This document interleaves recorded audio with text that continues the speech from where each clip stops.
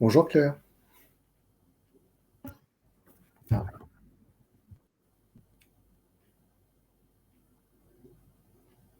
Claire, vous m'entendez? Oui, oui, on va attendre. Donc là, on a quelques participants qui sont déjà en ligne. On va attendre 11 heures, un tout petit peu plus de 11 heures pour laisser à tout le monde le temps de se connecter. Parfait, je coupe mon micro. À tout à l'heure, Claire.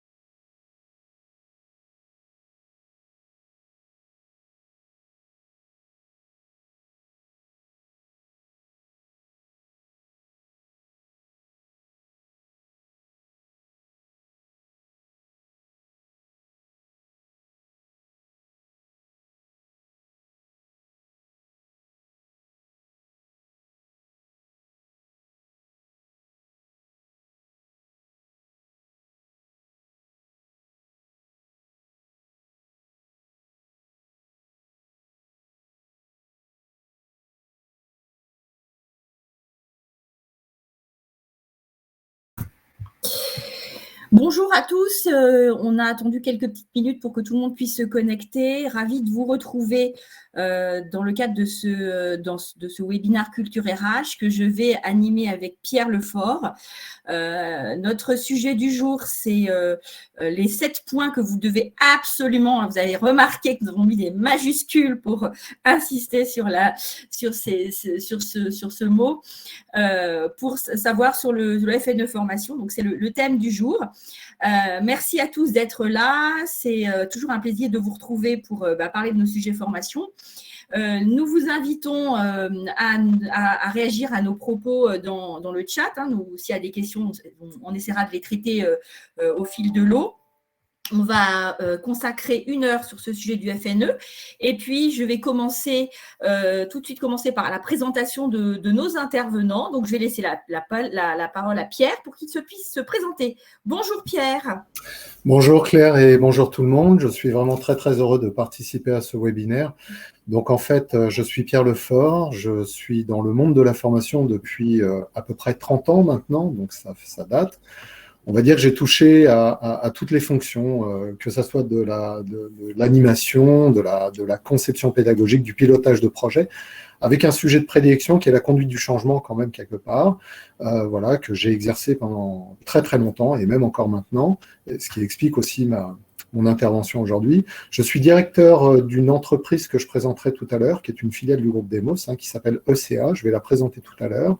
Ce que je peux dire, c'est que j'ai 2 sujets de prédilection. Mon premier sujet de prédilection, qui m'anime depuis ces 30 ans, c'est de rendre simple ce qui est compliqué. Voilà, d'où mon intervention sur le FNE aujourd'hui. Et puis, en complément, j'aime être challengé sur les sujets qui sont très complexes. Et notamment, aujourd'hui, je travaille sur 2 sujets qui sont l'association de la compétence et de la compétitivité des organisations. Et je travaille aussi sur le sujet du REI, du retour sur investissement. Voilà, j'ai fini ma présentation. Merci Pierre, merci Pierre. Alors, moi, je suis Claire Pascal, je suis directeur général de Comundi. Donc, moi aussi, j'ai une longue carrière dans le secteur de la formation professionnelle, qui était quand même un secteur qui a énormément évolué, mais comme beaucoup de secteurs, mais particulièrement, puisque nous avons en plus eu des évolutions importantes de réglementation qui changent notre paysage global de la formation. Je suis également vice-présidente de la Fédération de la formation professionnelle, qui est devenue les acteurs de la compétence. Et puis, j'ai aussi une casquette d'élu local, puisque je suis maire adjoint en charge des ressources humaines d'une grosse collectivité des Hauts-de-Seine. Voilà, donc c'est j'ai un petit peu les casquettes, multicasquettes sur ces sujets RH, avec toutes les dimensions. Et moi, mes sujets, alors bien sûr, je suis chef d'entreprise, j'ai aussi, comme Pierre, des collaborateurs qui peuvent bénéficier du FNE, mais on est entreprise de formation Comundi et on intervient sur ces sujets pour nos clients. Et ce qui m'intéresse globalement, c'est des sujets un peu stratégiques et un petit peu macro sur le paysage global de la formation professionnelle en France et la manière dont on peut mailler les sujets de la compétence avec ce sujet global de comment on y répond avec les outils, comment on met ça concrètement en place au sein des entreprises et en lien avec les prestataires de formation que nous sommes. Voilà. Alors, voilà notre présentation à tous les deux. J'espère que on va vous apporter des choses intéressantes sur notre sujet. Le sujet, c'est le sujet du FNE, mais peut-être avant, comme Pierre l'a annoncé, on va présenter les entreprises, l'entreprise de Pierre et la mienne. Alors, je vais essayer de... Alors, ça ne marche pas. Je vais essayer de faire bouger le slideshow. Alors, on va le faire comme ça à la main, ce sera plus simple. Voilà, alors, écoutez, je vais commencer puisque c'est la première slide sur Comundi Compétences. Donc, Comundi existe depuis 1987, donc a connu à peu près toutes les soubresauts du marché de la formation professionnelle. On intervient donc à la fois en inter comme en intra. On a beaucoup développé depuis quelques années nos sujets sur l'ingénierie pédagogique. On a des sujets, alors on garde volontairement un paysage une offre assez large, à la fois sur du soft skill, mais aussi sur de la gestion d'entreprise, des RH, des choses un petit peu plus techniques, aussi sur le secteur public. Nous développons aujourd'hui des nouvelles capsules digitales avec une signature pédagogique particulière très ancrée sur la compétence. Et donc, nous intervenons auprès de tout ce type d'entreprise avec, j'allais dire, une note plus particulière sur le développement de nos sujets certifiants, puisque nous avons toute une offre très large qui est éligible au CPF, sur les sujets d'ingénierie pédagogique avec des très gros contrats de monter en compétences avec nos clients sur tout secteur d'activité et sur le digital, puisque nous développons donc effectivement une offre aussi digitale blindée, synchrone, asynchrone, pour justement répondre de manière plus large possible à nos clients. Je laisse la parole à Pierre pour présenter sa structure. En effet, alors donc ECA signifie expertise et consulting de l'arcade. Nous avons 2 métiers principalement. Nous faisons du conseil, mais je vais commencer par le deuxième. Nous faisons de la formagérance. Alors, le mot formagérance, c'est un mot que nous avons déposé. En fait, c'est tout simplement de l'assistance à la gestion administrative de formation. Nous soulageons les clients sur les aspects logistiques de formation, tout ce qui est processus d'inscription, convocation, etc., que nous automatisons d'une façon générale. Donc, nous avons cette activité. Et puis, à côté de ça, nous avons une activité de conseil. Du conseil qui porte principalement actuellement sur les sujets de réforme là, du 5/9/2018. Pourquoi ? Parce qu'on a vu que ça plongeait en fait un certain nombre de clients dans la complexité, que tout n'était pas forcément encore bien maîtrisé. Donc, nous accompagnons nos clients aussi là-dessus. Donc, du conseil, de la formagérance, c'est un véritable grand écart. Alors, ça se traduit aussi par différents sujets. On va, par exemple, aider nos clients à travailler sur l'optimisation de leur processus de gestion de formation. c'est le premier volet que vous avez. On va aussi travailler sur la forma-gérance, comme j'ai dit. On a souhait de les tenir informés de l'actualité, de ce qui se passe aujourd'hui. Alors, on parle du FNE, mais il y a plein de choses. L'évolution de la loi du L6313-1 a eu beaucoup d'impact en termes d'actualité. On fait beaucoup de benchmarks aussi, d'analyse de pratique, et c'est pour ça que d'ailleurs nous nous sommes associés avec Comundi aujourd'hui, parce que nous travaillons beaucoup avec énormément d'organismes de formation pour aller, et de sociétés de conseil, pour aller tirer le meilleur et le proposer à nos clients. Après, nous aidons nos clients à choisir des outils, comme je vous l'ai dit, comme nous automatisons des process, eh bien nous avons une activité où nous allons faire des benchmarks et des aides à la solution. Et puis surtout, alors un point qui est très important, je tiens à le dire, c'est un petit point de détail, nous les aidons à faire la recette de leur solution de gestion de la formation. Alors c'est un petit détail, mais c'est important de le rappeler, parce que parfois, la recette, quand on met en place un nouveau système d'information, de gestion de la formation, ça prend du temps, c'est pas toujours bien fait, on s'en rend compte après, nous on est là pour vous aider à faire de l'assistance. Voilà ce que je peux dire sur ce que fait ECA aujourd'hui dans l'écosystème de la formation. Donc nous ne faisons pas de formation, c'est très important, nous ne sommes pas un organisme de formation, nous sommes filiale d'un organisme de formation, mais nous ne dispensons pas de formation, nous faisons de l'organisation de formation. Voilà, alors là, je vais peut-être introduire ce que Pascal va présenter, voilà, tout à fait. C'est peut-être en 3 points, Pascal, de parler, si tu le veux bien, de l'évolution finalement de ce dispositif du FNE depuis le début de la crise sanitaire de mars 2020, de dire un petit peu quels en ont été les grands tenants, les aboutissants, et puis aussi peut-être de rappeler, je pense que c'est important, qu'il s'agit d'un outil de soutien. Ça, c'est important, la notion de soutien, d'insister dessus, de l'illustrer, parce que je pense que parfois on l'oublie aussi un petit peu, donc ça c'est bien. Et puis d'ouvrir la réflexion, je pense, sur le FNE, si on peut aborder ces 3 points. Et puis après, moi je viendrai pour parler d'un retour d'expérience, pour expliquer comment je l'ai mis en place très très concrètement au sein de mes équipes chez ECA. Merci Pierre. Alors, effectivement, le propos de notre webinaire est de vous donner une vision à la fois un peu macro, mais aussi très concrète du FNE. L'idée, c'est de faire comprendre comment le FNE s'inscrit dans le paysage, comment on peut l'optimiser, l'utiliser, quelle fonctionnalité on peut lui donner, comment, bien sûr, on peut en profiter, entre guillemets, et puis aussi de réfléchir sur justement des aspects plus stratégiques par rapport à ce FNE.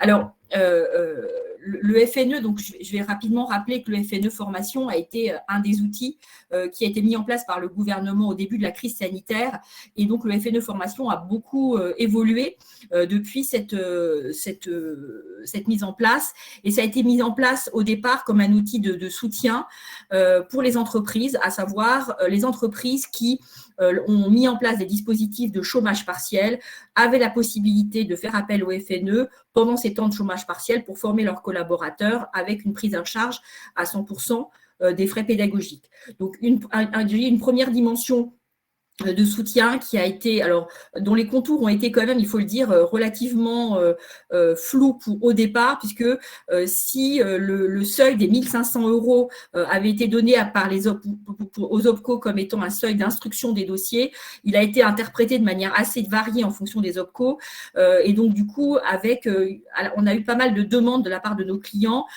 et une incertitude sur finalement les niveaux de prise en charge du FNE formation en fonction des différents OPCO. Néanmoins, on considère que ça a été un vrai appel d'air par rapport à ça, que les entreprises ont utilisé ce FNE formation dans ce premier contexte de soutien pour se dire, finalement, quitte à avoir des gens qui ne sont pas occupés complètement, autant les former, puisqu'on est bien conscient que, et on l'a vu assez rapidement d'ailleurs, que la crise sanitaire était en train de transformer nos organisations de travail, déjà avec la mise en place du télétravail, mais aussi tous les business models de beaucoup de secteurs d'activité avec une digitalisation accélérée.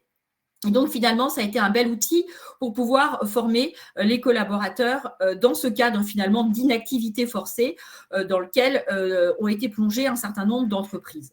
Ça, c'était le premier FNE, donc vraiment un outil un outil de soutien qui s'est transformé dans un deuxième temps, une fois que les grandes périodes de confinement ont été closes. On est passé sur un deuxième FNE, beaucoup plus compliqué, beaucoup plus complexe, autour de parcours de formation, avec des éligibilités beaucoup plus fines, liées uniquement aux entreprises qui avaient eu des très forts dévers d'activité pendant la crise. Et finalement, ce FNE formation, seconde version, dans sa complexité, a relativement peu fonctionné, parce que les entreprises ne comprenaient pas très bien comment l'utiliser, quels étaient les critères. Et finalement, les enveloppes qui ont été mises à disposition pendant cette deuxième période de FNE formation ont été relativement peu consommées. Et les clients, moi j'ai vu chez nous nos clients, faute de comprendre exactement quels étaient les tenants et les aboutissants de ce FNE formation de seconde version, n'ont finalement pas trop fait appel à ce FNE, et c'est peut-être bien dommage que ça n'a pas, parce que c'était vraiment le moment probablement où les entreprises en recovery, en reconstruction de l'activité, auraient peut-être eu le plus besoin de faire appel à ce type d'appui. Fort de ces constats, et il faut dire aussi que, et je lis ce point avec le deuxième point de ma slide, c'est-à-dire que la crise sanitaire est arrivée comme un écho, dans un écho extrêmement difficile pour les entreprises, puisque en 2020, c'était l'année 1 de la réforme de la loi Avenir Professionnel, avec la suppression de la mutualisation pour les entreprises de 50 à 250 salariés. Et donc, finalement, ce qu'on appelle une exposition des budgets formation, c'est-à-dire que les budgets formation de ces entreprises-là, n'étant plus mutualisés, donc n'étant plus sanctuarisés, devenaient exposés. Et quand on connaît des revers d'activité, comme on a tous connu pendant cette période-là, on fait des économies là où on peut et on coupe là où on peut. Et donc, finalement, dans un contexte économique qui a été extrêmement difficile, sans budget formation sanctuarisé, avec la première année d'exposition des budgets formation, on a donc eu un vrai effet de baisse d'activité, de baisse de formation des entreprises PME, en tout cas 50-250, pendant cette période-là. Et finalement, la crise a été un révélateur ou un accélérateur de cette décroissance, de ce désinvestissement. Et donc, le FNE est arrivé, pour compenser un peu ce manque de moyens à consacrer à la formation professionnelle.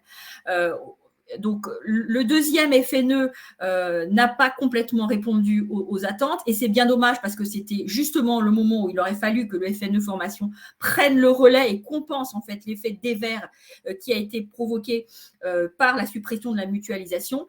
Et c'est pour ça en fait qu'on est passé d'un outil de soutien à un outil de relance, et c'est le troisième temps du FNE dont les dispositifs vont être présentés par Pierre, qui est un outil pour le coup qui s'inscrit dans le cadre du plan de relance. Et donc, l'idée, c'est qu'on aille chercher ce FNE, et ce FNE s'ouvre largement, et c'est ça qui est intéressant, puisqu'il y a un mixte, ce qui n'était pas le cas jusqu'à présent, entre une approche contenue, c'est-à-dire quelles sont les formations qui vont être éligibles dans le cadre du FNE. Donc là, c'est vraiment les approches sujets, et puis les approches éligibilité, critères d'éligibilité pour les entreprises. Et là, c'est une approche, quelles sont les entreprises qui peuvent faire appel au FNE. Et là, le spectre est plus large, parce qu'on passe d'un spectre des entreprises qui ont eu un gros dévers de chiffre d'affaires à des entreprises qui sont en mutation. Et donc, finalement, ça dans le cadre du contexte post-crise, ça permet à énormément d'entreprises de pouvoir y avoir recours. Alors, le FNE ne se limite pas, bien sûr, uniquement aux PME, mais puisque je rappelle que les grandes entreprises, elles aussi, ont eu une suppression de la mutualisation dans la loi précédente en 2015, qu'elles ont eu aussi des budgets non sanctuarisés, et qu'elles ont eu aussi des coupes de budget, parce que dans un contexte de chiffre d'affaires et d'activité restreint. Et donc, l'idée, bien entendu, c'est que tout le monde bénéficie en fait de cet outil de relance, et de faire du FNE, de passer d'un outil de soutien à un outil de relance. Alors, le dernier point, pour être un peu polémique, et j'aime bien l'être, parce que je pense qu'il faut toujours avoir un regard positif, mais aussi un regard un peu critiques sur notre écosystème. À date, le FNE est un outil pertinent et on va voir toutes les opportunités qu'il peut présenter pour les entreprises, mais c'est aussi un outil qui finit par être un outil qui vient compenser, qui vient calfeutrer en fait les manques qui ont été créés avec la suppression de la mutualisation sur les PME. Et cet outil vient finalement, qui est un outil, je rappelle, qui est un outil de relance, qui est un outil temporaire, qui n'est pas pérenne. Le plan de relance est un plan de relance qui avait vocation à relancer l'autonomie et non pas s'installer dans l'économie. Et donc finalement, à date, on est en train d'utiliser le FNE, et c'est tant mieux, on n'est pas dans de la polémique gratuite, pour pouvoir compenser les difficultés, les manques pour les entreprises de 50-250 qui ont été générés par la suppression de la mutualisation. Donc, quand je dis c'est l'arbre qui cache la forêt, le FNE, c'est un outil pertinent, c'est un outil qui répond aux besoins et qui, si on sait bien s'en servir, et Pierre va nous donner avec toutes ses subtilités le mode d'emploi pour pouvoir bien s'en servir, mais c'est un outil qui, à date, est plutôt un outil qui non pérenne, qui cache un sujet structurel qui est celui de la formation, de financement de la formation des salariés et plus particulièrement des salariés des tranches 50 à 250. Je rappelle que les moins de 50 restent toujours sous l'abri ou sous le parapluie de la mutualisation et que souvent les moins de 250, pas un problème financier qui se pose, mais c'est plutôt un problème de temps et de remplacement des ressources quand leurs ressources partent en formation. C'est souvent ce sujet-là qui est le plus prégnant.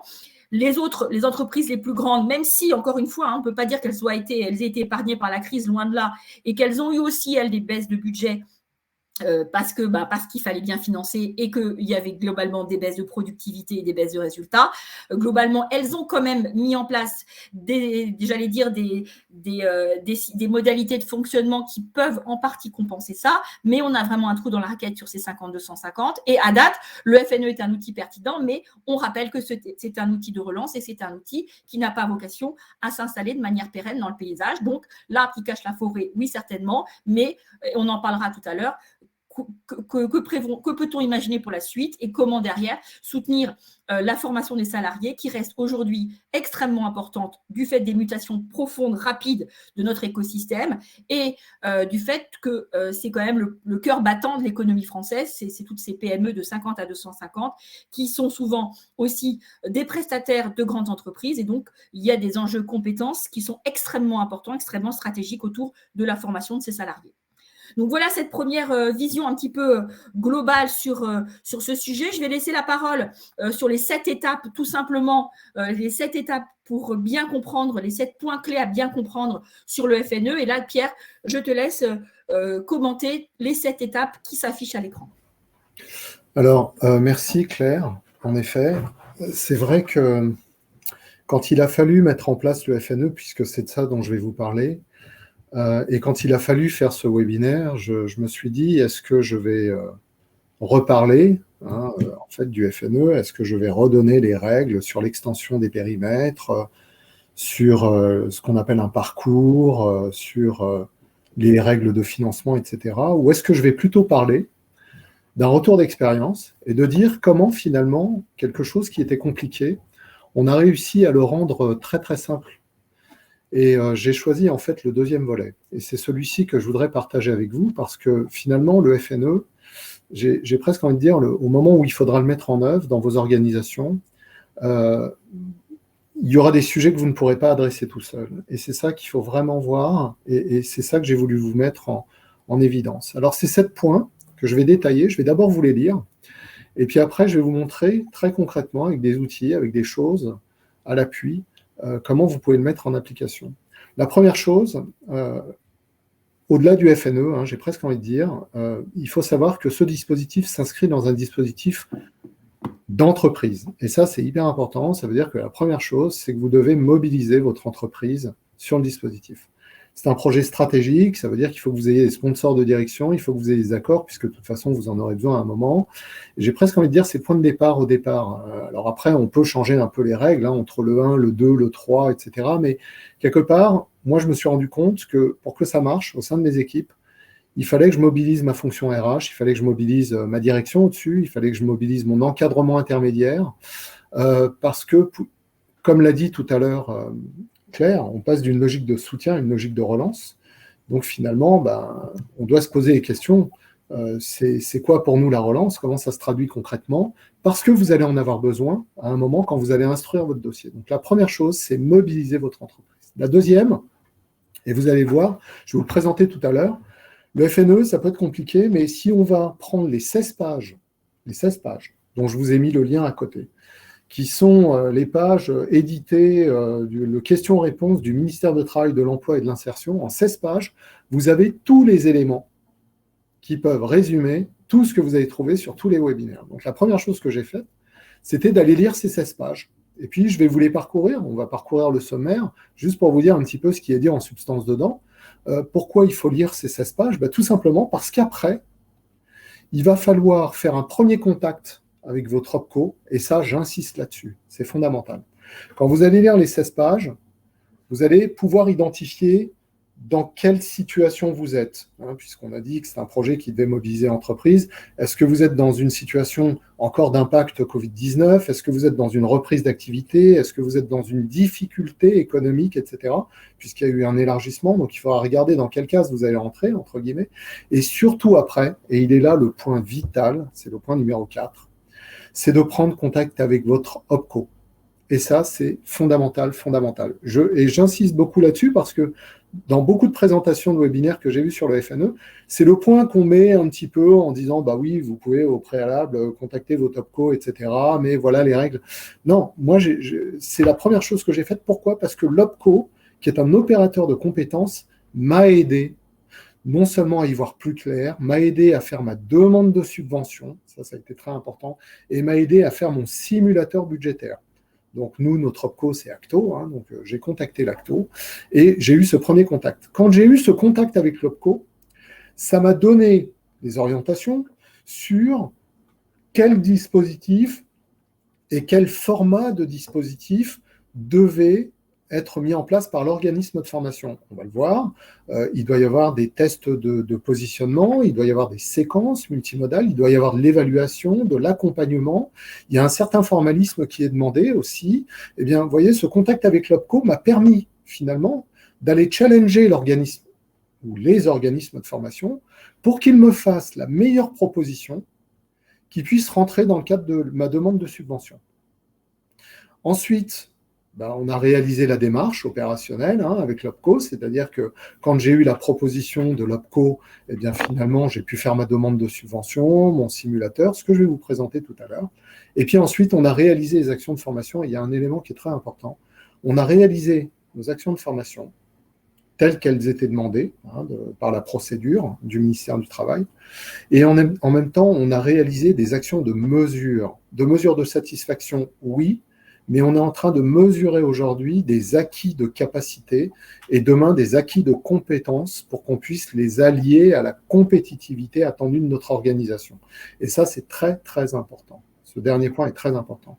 Pierre, excuse-moi de couper, juste il y a une question qui me semble intéressante parce que ça fait partie de ta démarche. Est-ce que tu as une visibilité en termes de délai de traitement? Alors, pour nous, ça a été… Une question dans le chat. Voilà, exactement. Ça a été très, très rapide. J'ai presque envie de dire…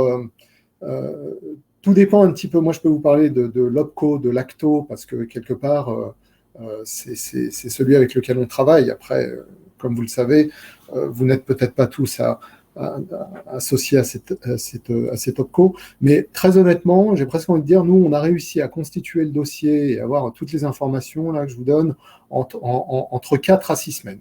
Voilà. Parce que… Voilà. Alors, je ne sais pas si j'ai répondu à… Ouais, mais en fait, c'est… Voilà. Je vois qu'il y a une autre question là qui est en train d'arriver. Voilà, donc entre 4 à 6 semaines, on a pu aujourd'hui avoir tous les éléments dont on avait besoin. Et ce qui était important, c'était… voilà, exactement. 4 à 6 semaines sur l'accord de financement. Voilà. Alors, je vais continuer. Là, je vais vous projeter des éléments, quelque part, qui sont les éléments. Ici, hop, je vais partager mon écran.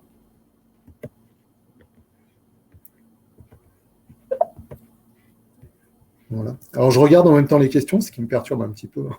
Voilà, hop. Voilà. Alors, le premier document dont je vous parle et que je vous invite vraiment, vraiment, vraiment à télécharger, j'espère que tout le monde le voit, hein, c'est en fait cette directive qui s'appelle FNE questions-réponses qui a été mise en place en septembre 2021. Alors, je ne sais pas au niveau du chat, est-ce que tout le monde y accède? Oui, tout le monde voit la question. Ah, voilà. On te pose une question sur le temps dédié au montage des dossiers. En fait, nous, on l'a fait comme on avait un petit peu une idée de ce qu'on voulait faire déjà, on avait anticipé le truc. On a eu, je pourrais répondre à la question précise là-dessus, mais très honnêtement, ça s'est fait en 15 jours, quoi, hein. Enfin, la prise de contact a été très très rapide avec Acto. On a fait, comment dire, la demande de subvention ensemble. Alors, on avait déjà lu ça, donc je vais la présenter, la demande de subvention, vous allez voir, elle va vite. Et puis après, on a fait le simulateur pour voir à peu près combien ça allait faire. Voilà, en 1 à 2 semaines, ça allait. Et puis après, on a obtenu l'accord et le préfinancement pour pouvoir faire l'opération. Pierre, il y a une question que je voudrais poser, moi, qui Oui. est de dire, on a entendu, et je l'ai entendu parce que j'ai participé à des tables rondes avec des OPCO sur ce sujet-là, Oui. qu'il fallait déposer les dossiers avant le 10 décembre pour pouvoir bénéficier du FNE. Est-ce que c'est tous les OPCO qui sont concernés par ce délai? Est-ce que c'est un dépôt de dossier avant le 10 décembre? Est-ce que c'est une réponse de l'OPCO avant le 10 décembre? Est-ce qu'on peut avoir des éléments pratiques et concrets sur ce point-là? Oui, alors je vais le donner et après je projetterai quand même, j'expliquerai parce qu'il y a plein d'éléments qui sont dedans en fait dans cette directive.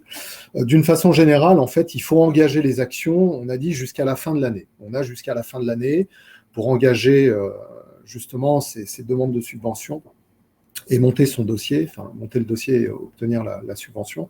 Ça, c'est à faire jusqu'à la fin de l'année. Après, moi, ce que j'ai envie de vous dire, c'est la fin de l'année va arriver très très vite. Si tout le monde se réveille au même moment, ça risque d'être très compliqué. J'ai plus envie de vous dire, à partir du moment où vous allez avoir le modus operandi aujourd'hui, et je vais vous le donner, très honnêtement, faites-le au plus vite, mais vraiment au plus vite, parce que c'est pas que un projet de demande de subvention, c'est aussi un projet de recensement de compétences en interne, c'est qu'est-ce qu'on veut faire évoluer, dans quel schéma, pourquoi, c'est consulter des organismes de formation, et c'est ça qui prend aussi du temps. C'est pas que le contact avec l'OPCO. Donc, moi j'ai envie de vous dire, demain, ok, vous avez jusqu'au 31 décembre, légalement, en théorie, pour engager des actions qui pourront durer jusqu'à 12 mois l'année prochaine, voilà, si rien ne change d'ici là.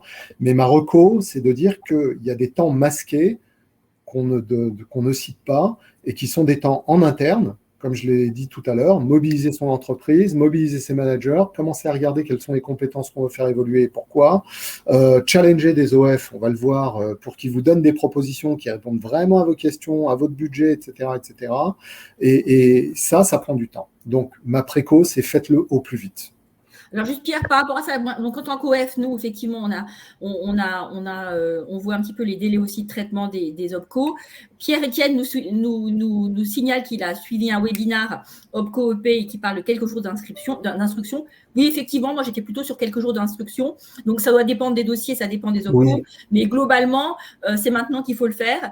Oui. Vous devez avoir, je pense, déjà fait vos recensements de besoins en compétences parce que vous avez passé vos entretiens professionnels et que globalement, vous savez ce dont vous avez besoin et que peut-être vous n'avez pas eu le temps de mettre en œuvre en 2021. Et donc, l'idée, c'est de monter rapidement un dossier parce que je pense que vous pouvez avoir des réponses très rapides pour pouvoir obtenir cette subvention.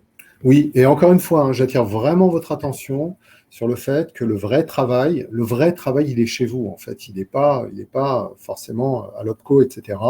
Quelque part, on va le voir, en fait. Si on s'inscrit dans un schéma de relance, comme l'a très bien dit Pascal, et on va le voir, c'est ce que dit aussi la directive, dès que vous êtes dans un schéma de relance, ça veut dire, OK, je veux être relancé pour aller où? Pour y aller comment? Pour y aller combien, pour y aller pourquoi. Et ça, ce sont de vraies questions qui prennent du temps, qui nécessitent de l'alignement. C'est de la vraie conduite du changement. Ça veut dire qu'on doit avoir une introspection sur ce que l'on est, où est-ce qu'on veut aller. Et c'est pour ça que je vous ai dit de mobiliser l'entreprise, de mobiliser la direction, de mobiliser les DRH, les managers. Ça prend du temps. Ça prend énormément de temps. Moi, très honnêtement, donc je suis directeur de ECA, j'ai de la marge de manœuvre en tant que directeur sur les ressources, pour agir très vite, mais quelque part, il a fallu que j'implique mes RH, il a fallu que j'implique ma direction générale, il a fallu que j'implique un certain nombre de parties prenantes aussi, quelque part, pour avoir cette réflexion et pour la décliner en plan d'action avant d'aller choisir les formations. Parce que le piège, c'est de se dire, et je le dis, en fait, et c'est le piège dans lequel on n'a pas voulu rentrer, c'est de se dire, bon, il reste encore du budget, allez, dépêchons-nous, allons demander un FNE, allons faire des choses comme ça, et puis on dira que c'est dans le cadre de la reprise d'activité. Et ça, je vous en reparlerai tout à l'heure. Nous, c'est pas le schéma qu'on a voulu mettre en place. On s'est dit, non, le FNE, c'est une vraie occasion de se poser des questions sur notre ADN, sur notre évolution, où est-ce qu'on veut aller, etc. Et comment utiliser ces budgets au service de cette réflexion, qui est une réflexion stratégique. Voilà. Alors ici, je vous inviterai vraiment à lire ces 16 pages. Pourquoi ? Parce qu'elles vont vous dire, vous allez le voir, je vais les passer avec vous, je ne vais pas toutes vous les commenter, mais en gros, voilà, elles abordent toutes les questions que vous pouvez vous poser. Voilà. Pierre, excuse-moi Pierre, mais il y a des questions très très concrètes là. Est-ce qu'on peut engager une action avant la fin de l'année pour un début de formation prévu en septembre 2022 ? Oui, normalement, oui, puisque je peux, là, il faut bien distinguer deux choses. Et encore une fois, j'ai presque envie de dire, retenez juste une chose, toutes ces questions que vous vous posez, en fait, il faut les poser à l'OPCO. Comme je l'ai dit tout à l'heure, l'idéal, ça serait quoi ? Ça serait de dire, à la fin de ce webinaire, par rapport à toutes, parce que vous allez avoir plein de questions qui vont arriver, et on ne pourra pas forcément tout répondre, et en plus, il y a des choses qui dépendent en fonction des branches, etc. Vous allez le voir. Moi, j'ai presque envie de dire, à la fin de ce webinaire, c'est de se dire, bon, très bien, moi, qu'est-ce que j'ai compris ? J'ai deux acteurs qui vont m'aider. J'ai un OPCO et j'ai un organisme de formation. Première chose que je fais, j'appelle l'OPCO. L'OPCO, voilà, j'ai lu les 16 pages, j'ai vu que je pouvais m'adresser à vous, j'ai vu que je rentrais dans ce cadre-là, etc. Et là, vous lui posez toutes les questions. Pourquoi vous lui posez toutes les questions ? Parce qu'il y a non seulement la réponse qui va compter, mais il y a aussi la mise en œuvre et l'assistance qu'on va pouvoir vous fournir pour pouvoir le faire. Donc, dedans, vous allez voir, voilà, vous voyez, la première chose par laquelle commence cette directive, c'est dans le cadre de la mobilisation du FNE Formation, à qui m'adresser pour établir ma demande. L'entreprise doit s'adresser à son opérateur de compétences. Et ça, c'est vital. Et c'est la première phase. Elle doit être en mesure de produire un dossier complet qui va présenter l'action destinée à être soutenue, le parcours de formation, le bilan de compétences, la VE. Je rappelle, au titre de l'article L6313, sur la nouvelle définition de l'action de formation, que l'action de formation, c'est un parcours, un bilan de compétences ou une VAE. Voilà. Toutes les formes juridiques d'entreprise sont éligibles. Vous voyez, ça répond aussi à une certaine question. Dès lors qu'elles sont en demande d'activité partielle de longue durée, etc. Et que l'entreprise aussi, en difficulté, aujourd'hui, répond à des critères, etc. Ou que l'entreprise soit en situation de mutation ou de reprise d'activité. Donc, ça veut dire qu'en fait, il y a eu un élargissement aujourd'hui, en effet, en disant, ce n'est pas que des entreprises en AP ou en APLD qui sont concernées, c'est aussi des entreprises qui sont en difficulté au sens de l'article L1233, ou des entreprises qui sont en mutation ou en reprise d'activité. Ensuite, on va vous expliquer quelles sont les pièces qui sont à produire au moment du dépôt de la demande du FNE. Donc voilà, donc ça, je vais les détailler tout à l'heure, etc. L'action...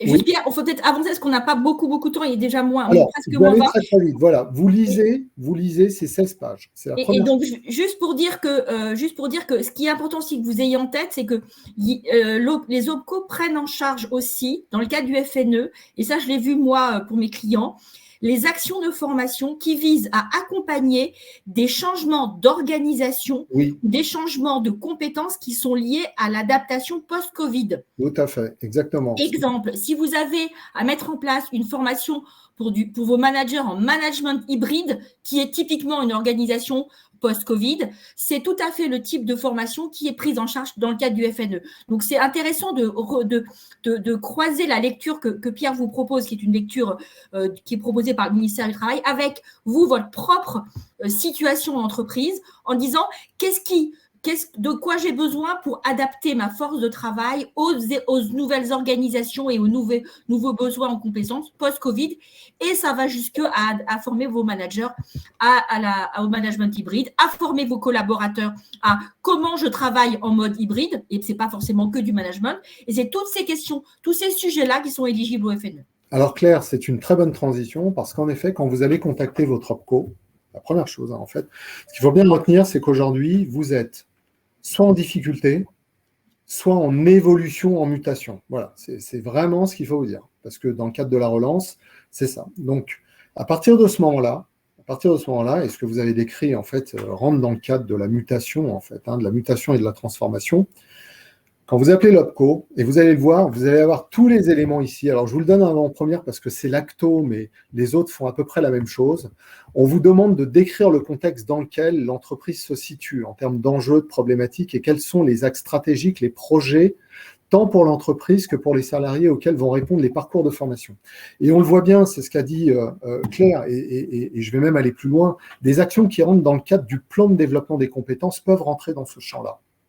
Parce que quelque part, et c'est là la vraie révolution aussi, c'est de se dire finalement, le FNE aujourd'hui, tel qu'il est embarqué, permet de pouvoir gérer une multitude d'actions de formation. Alors oui, il y a des exclusions, les formations qui rentrent dans le cadre de la sécurité, etc., ne rentrent pas, mais cette réflexion que vous devez vous poser, et celle que je me suis posée tout à l'heure en me disant, mais c'est quoi mes contextes, c'est quoi mon enjeu et ma problématique et mes axes stratégiques de projet, eh bien c'est là que vous devez faire ce travail. Alors soit vous le faites seul, en interne, et vous verrez en fait, hein, vous pouvez très bien aller sur le site de l'ACTO, si sur votre OPCO, il n'y a pas ce genre de formulaire, eh bien en fait, ces axes stratégiques, ces enjeux, vous allez définir avec votre écosystème de formation. Et une fois que vous les aurez définis, voilà, on va vous demander de définir dans quelle catégorie de parcours ça rentre. Et ça, c'est très important parce que les parcours sont les suivants. Est-ce que je suis dans une reconversion interne ?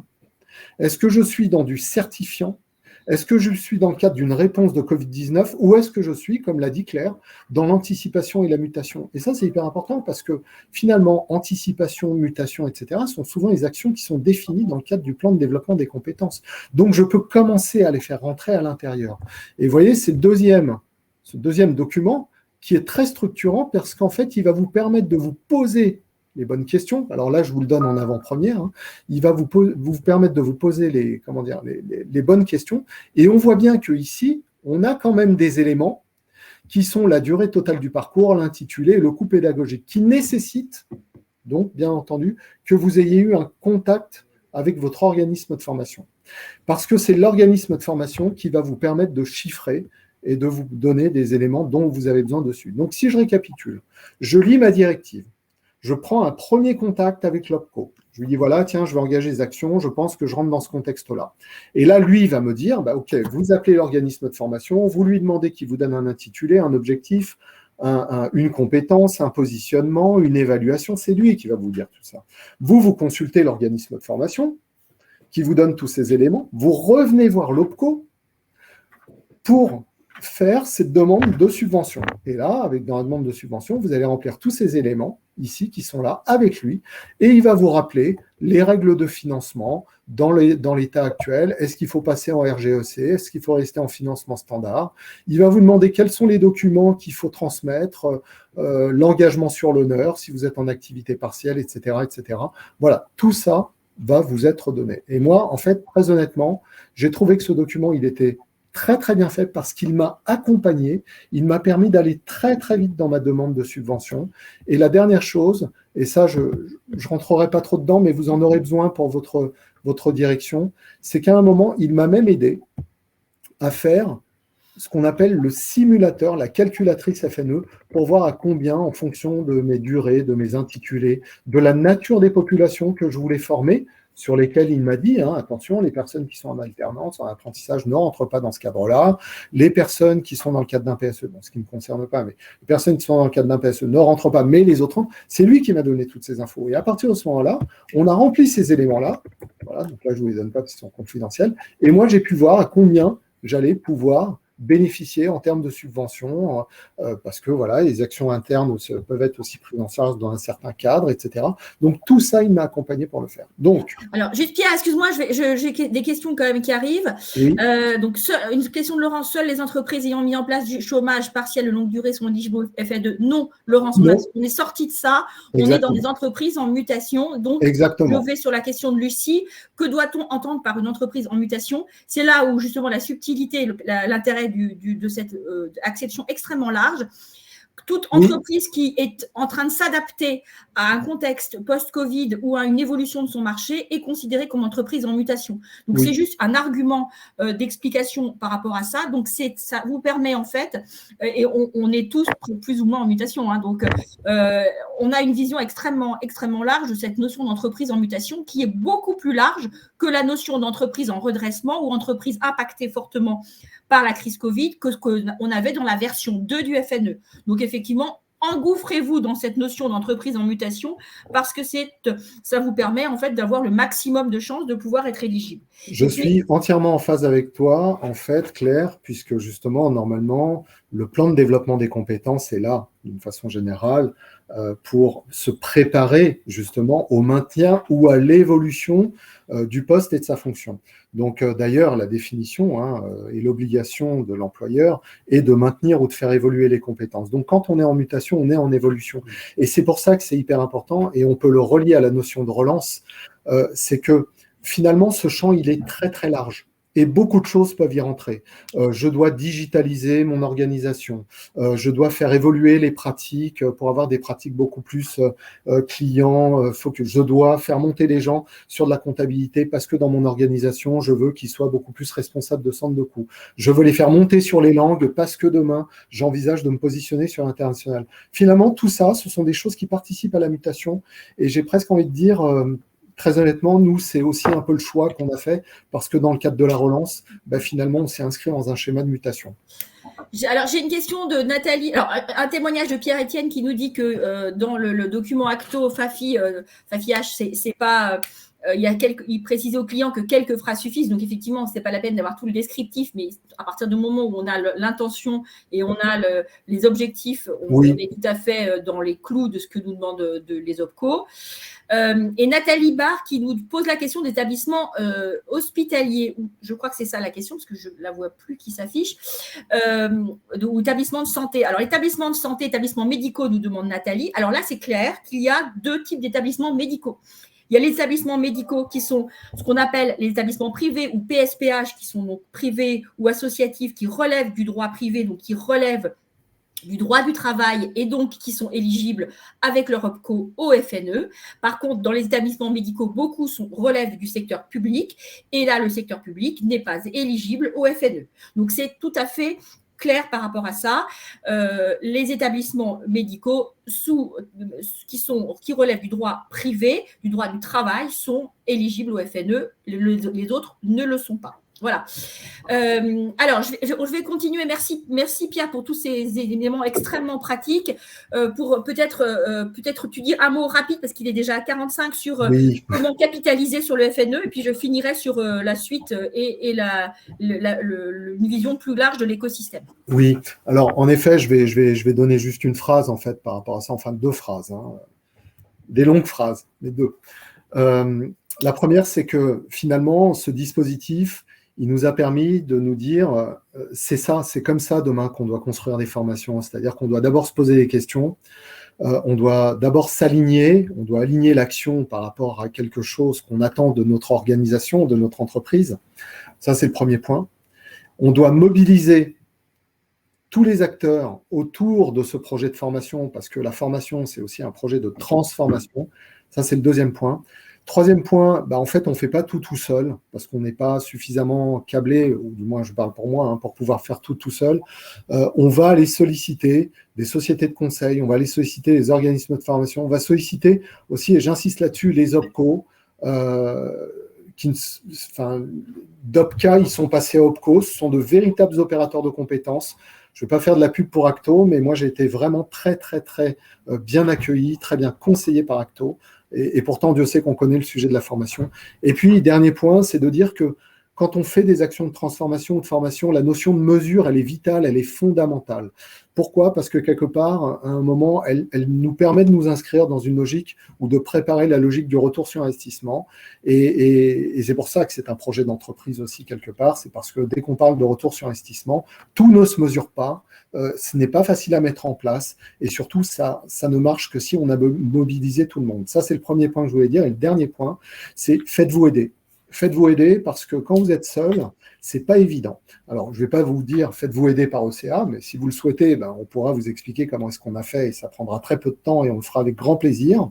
Ça, c'est le premier point. Le deuxième point, c'est vous avez des organismes de formation. Nous, vous voyez, on travaille avec Comundi et d'autres organismes, quelque part, et chacun a souhait, je laisserai la parole à Claire aussi après, chacun a souhait d'aider le client dans son schéma de transformation, et puis faites-vous aider par les OPCO. Voilà, bon, je vais arrêter sur les OPCO parce qu'après, on va dire que je leur fais trop de publicité. Mais voilà, c'était les 2 points que je voulais aborder. Merci Pierre. Alors, je résume peut-être par rapport à ce qu'on a dit. La lecture qu'on doit avoir de ce FNE 3e génération, c'est une lecture, une grille à 2 entrées. La première entrée, c'est une entrée entreprise. Quelles sont les caractéristiques des entreprises qui sont éligibles au FNE ? Ce sont les entreprises en mutation, on l'a expliqué, et ce ne sont plus uniquement les entreprises qui ont mis en place du chômage partiel. Donc, cette première lecture, c'est l'entreprise, la mutation, et derrière, vous avez des critères qui sont liés aussi à la taille de l'entreprise. La deuxième lecture et le deuxième axe de lecture, c'est les thématiques. Et sur les thématiques, il faut retenir 2 grandes thématiques. Les thématiques qui visent à adapter votre entreprise à la situation de votre business en post-Covid, que ce soit en termes de production, que ce soit en termes d'organisation, que ce soit en termes de compétences. Et la deuxième thématique qui est importante, c'est bien entendu les thématiques certifiantes, puisque lorsque c'est certifiant, c'est aussi automatiquement pris en charge dans le cadre du FNE. Donc, la lecture, elle est double et il faut que vous ayez cette double lecture pour pouvoir comprendre et anticiper ce que vous pouvez attendre du FNE. Parfait. Merci Claire. Justement, dernier point, peut-être Claire, la parole pour essayer d'élargir et puis rentrer vers un champ de formation responsable et vis-à-vis de son écosystème. Donc, je te donne la parole. Alors, merci Pierre de cette transition. Donc, il y a eu une question que j'ai vue passer tout à l'heure. Alors, je l'ai gardée pour la fin parce que c'est une excellente question stratégique qui nous a été posée en disant est-ce que Nadine nous demande est-ce que le dispositif FNE formation pourrait être reconduit l'année prochaine? C'est la bonne question qui se pose. Effectivement, on peut se poser la question, c'est quid du soutien aux PME quand le dispositif FNE se sera arrêté. Alors, on sait que si les instructions de dossier s'arrêtent à la fin de l'année 2021, les formations qui sont éligibles peuvent aller jusqu'à la fin de l'année 2022, mais je pose la question de savoir si un nouveau FNE se mettra en place ou la continuité du FNE 2021 se mettra en place en 2022 pour continuer à soutenir les PME à la fin du dispositif de relance. À date, on n'a pas l'information. Non, mais ce ne sont que des hypothèses. On peut imaginer que ce soit une question qui soit dans le pipe du gouvernement parce que on sait qu'il va y avoir des enjeux extrêmement importants de soutien du maintien donc du upselling ou du reselling, scaling des collaborateurs dans le cadre de l'évolution très rapide de nos marchés. Moi, je remarque quand même qu'il y a un autre mindset qui s'installe dans les entreprises parce que depuis les lois de 2015, les lois de 2019, on est quand même dans une logique où les entreprises sont moins dans la recherche de financement pour leur plan de développement de compétences.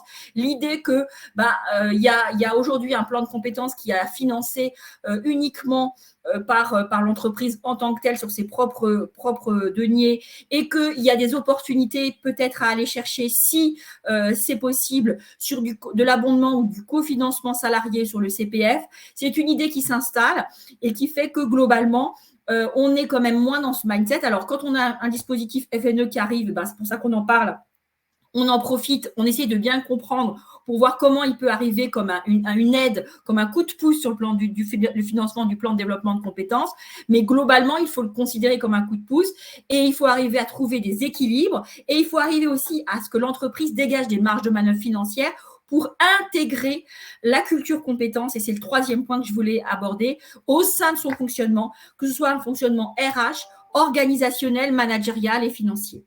Et donc, on a vraiment besoin d'intégrer cette culture compétence. On sait qu'on a des mutations accélérées. Je crois que tout le monde vit ça, avec à la fois sur la manière dont on travaille, le développement du télétravail qui va s'installer de manière en mode hybride sur la plupart des entreprises. On ne reviendra pas en arrière. L'adaptation des compétences et notamment les compétences digitales. J'ouvre une parenthèse pour vous signaler qu'il y a des abondements actuellement de l'État sur les CPF des salariés concernant les formations digitales et numériques. Il n'y a pas eu beaucoup de publicité sur ce sujet-là, mais il faut en profiter parce qu'à date, il y a des abondements qui sont liés spécifiquement à ces sujets-là. Et donc, regardez un petit peu et en tout cas, faites passer le message parce que c'est des opportunités de financement complémentaires. Et que globalement, cette culture compétence, elle est liée, cette diffusion de culture compétence, elle a été accélérée par la loi de 2019, elle a été initiée par la loi de 2015, et elle est en train aussi de changer un peu l'équilibre, en fait, de pilotage de la formation, et elle permet une valorisation des lignes managériales. Pourquoi ?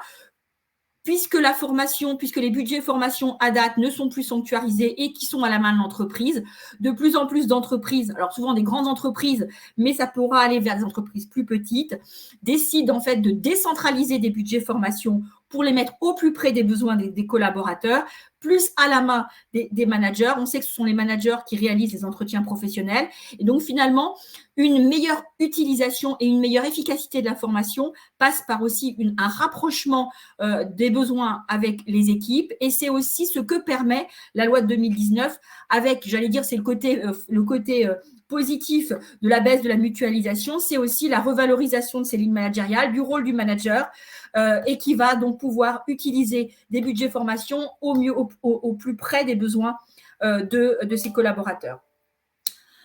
Cette culture compétence, et c'est le 4e point que je voulais évoquer, elle doit aussi, et je pense que là, il y a dans le demain de la formation, c'est aussi arriver à réconcilier ce que je pense, à mon avis, n'a pas été réussi dans le cadre de la loi 2019, à savoir, il y a un antagonisme institutionnel entre le collectif et l'individuel, avec d'un côté le CPF du collaborateur et de l'autre côté l'entreprise et son plan de développement de compétences.